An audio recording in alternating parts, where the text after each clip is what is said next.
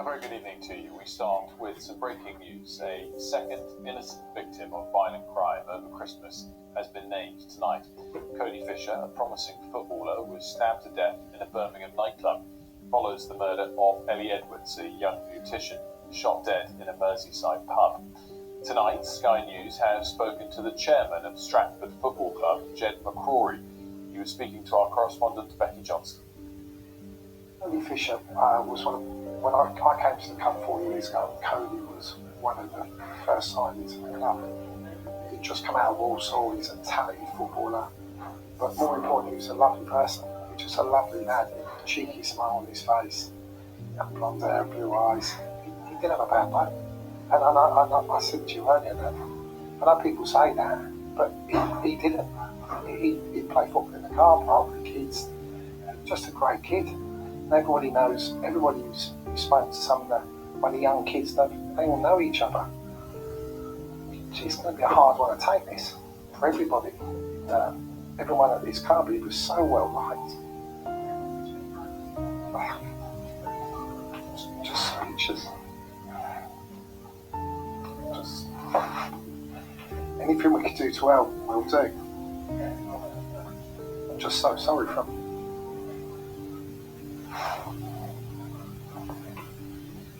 Sky's Becky Johnson is in Stratford-upon-Avon this evening, having spoken to the chairman of Cody's Football Club. And what else, Becky, are we learning this evening about this very, very sad case and the victim himself?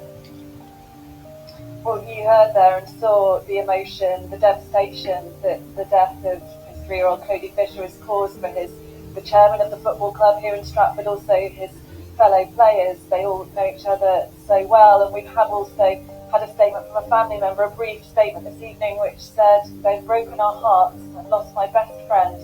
My family and I are asking for privacy and respectfulness at this heartbreaking time." So that's from a family member of Cody Fisher this evening.